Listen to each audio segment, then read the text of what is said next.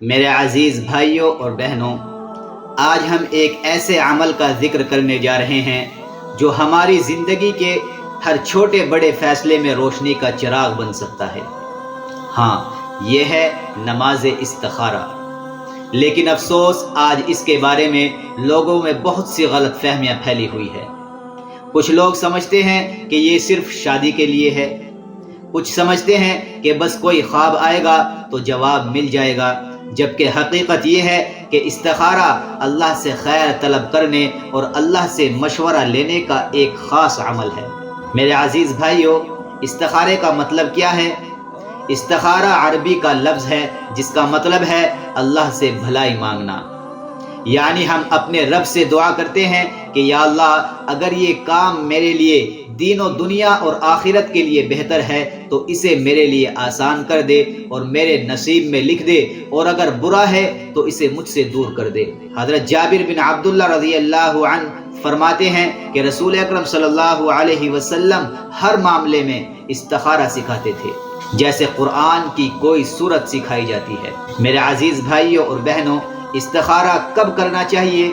استخارہ صرف شادی کے لیے نہیں بلکہ زندگی کے ہر بڑے فیصلے کے لیے ہے۔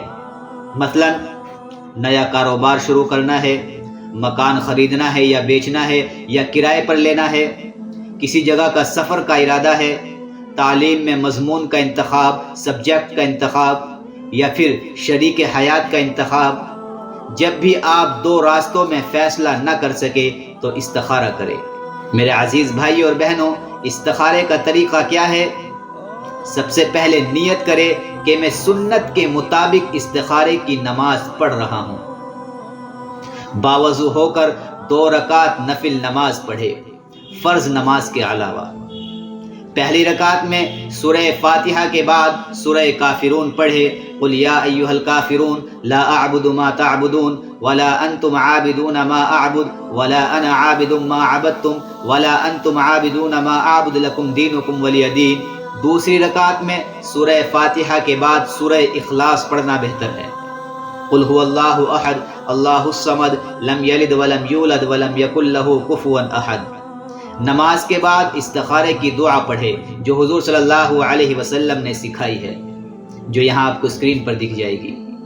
اور اگر عربی یاد نہ ہو تو ترجمہ یا اپنی زبان میں بھی دعا کر سکتے ہیں۔ اس دعا کا ترجمہ کیا ہے؟ اے اللہ، میں تیرے علم کے ذریعے بھلائی چاہتا ہوں اور تیری قدرت سے طاقت مانگتا ہوں اور تیرے فضل عظیم سے سوال کرتا ہوں، کیونکہ تو قدرت رکھتا ہے اور میں نہیں رکھتا، تو جانتا ہے اور میں نہیں جانتا، اور تو ہی غیب جاننے والا ہے۔ اے اللہ، اگر تو جانتا ہے کہ یہ کام، یہاں اپنا معاملہ بیان کرے۔ مثال کے طور پر آپ کو کہیں دکان کرنی ہے، آپ کے پاس 2 جگہوں کا آپشن ہے، تو یہاں اپنا معاملہ بیان کرے۔ ترجمہ کیا ہے؟ میرے دین و دنیا اور انجام کے لیے بہتر ہے تو اسے میرے لیے مقدر فرما اور آسان فرما دے اور اس میں برکت عطا فرما، اور اگر تو جانتا ہے کہ یہ کام میرے لیے نقصان دہ ہے تو اسے مجھ سے دور کر دے اور مجھے اس سے دور کر دے، اور جہاں بھی بھلائی ہو وہ میرے لیے مقدر کر دے اور مجھے اس پر راضی کر دے۔ میرے عزیز بھائیوں اور بہنوں، یہ استخارے کی دعا تھی۔ استخارے کے بارے میں بہت سی غلط فہمیاں بھی لوگوں کے ذہن میں موجود ہے۔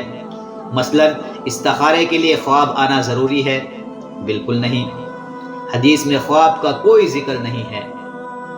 کوئی اور آپ کے لیے استخارہ کرے یہ بھی ضروری نہیں ہے۔ ہر مسلمان خود استخارہ کر سکتا ہے۔ ایک ہی دن میں استخارے کا جواب آ جائے یہ بھی ضروری نہیں۔ کبھی کبھی دل میں سکون اور اطمینان سے بھی فیصلہ ہوتا ہے۔ استخارے کے نتائج ہمیں کیسے معلوم ہو؟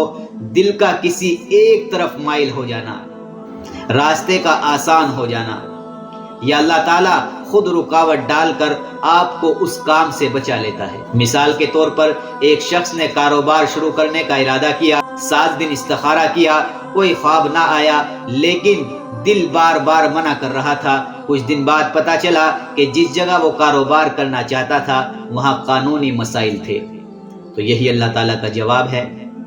میرے عزیز بھائی اور بہنوں، استخارے کے بہت سے فوائد ہیں۔ مثلا انسان غلط فیصلوں سے بچتا ہے، اللہ کے قریب ہوتا ہے، زندگی میں برکت پیدا ہوتی ہے اور دل کو سکون آتا ہوتا ہے۔ میرے عزیز بھائیوں اور بہنوں، ہم اللہ پر بھروسہ رکھے، ہر معاملے میں اس سے مشورہ لے۔ استخارہ نہ صرف سنت ہے بلکہ مومن کے لیے ڈھال ہے۔